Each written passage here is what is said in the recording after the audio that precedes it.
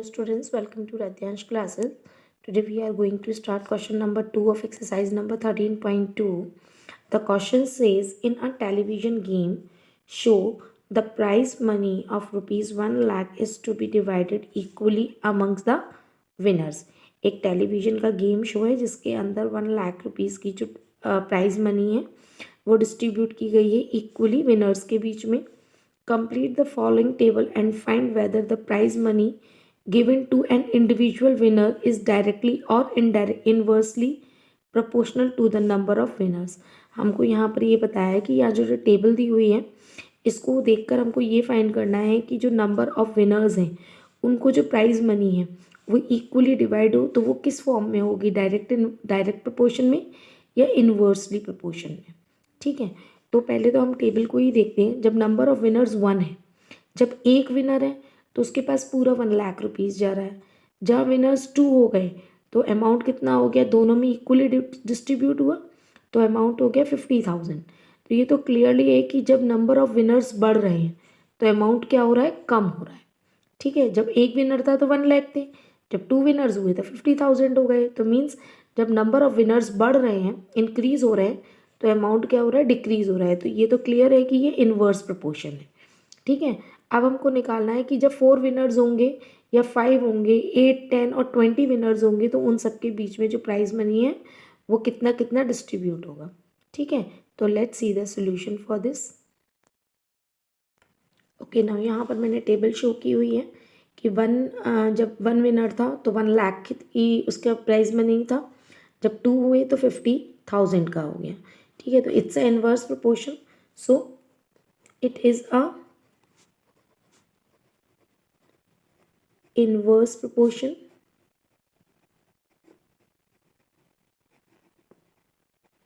और हम जानते हैं इनवर्स प्रोपोर्शन में क्या होता है, x y is equal to constant होता है.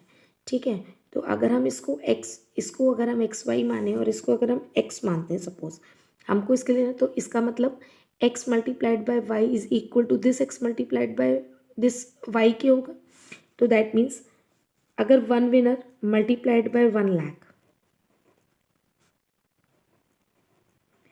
Is equal to 4 multiplied by x के होगा. तो x की वैल्यू फाइंड करने के लिए हम क्या करेंगे, 1 लाख डिवाइडेड बाय 4 करेंगे. तो जब x वैल्यूज़ हमको जो है अमाउंट निकालना है, 4 विनर्स में जब हम इस अमाउंट को डिस्ट्रीब्यूट करेंगे तो हमारा अमाउंट आएगा 25,000. ठीक है, तो यहाँ पर हमारी x की वैल्यू कितनी हो गई, 25,000. ठीक है, अब सपोज विनर है 5 और हमने मान लिया इसकी वैल्यू, हमने उनको अमाउंट मिलता है y अमाउंट इन रुपीज़ में. So same as it is for the second part, 1 lakh x into Y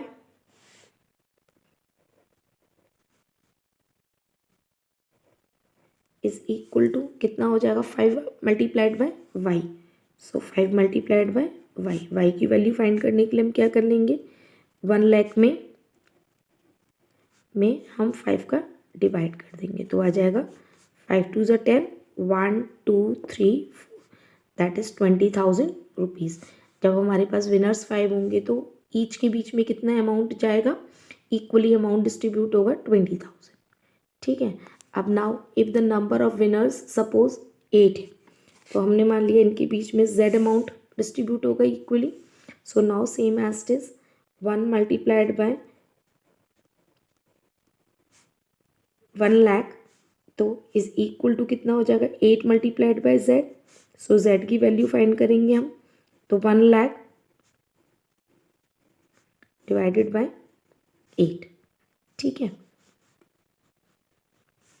तो जब डिवाइडेड बाय हम 8 करेंगे तो इसका डिवाइड करने पे कितना आ जाएगा हमारा आंसर, 8 1 ज़ा 8, 2 5 0 0, दैट मीन्स 12,500. z की वैल्यू कितनी आ गई, 12,500. कब, जब हमारे पास नंबर ऑफ विनर्स कितने होंगे, 8 होंगे.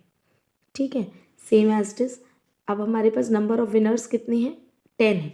सपोज हमने मान लिया यहाँ पर अमाउंट उनको बीच में डिस्ट्रीब्यूट होगा a. So now same as it is 1 multiplied by x multiplied by y is equal to 10 multiplied by a.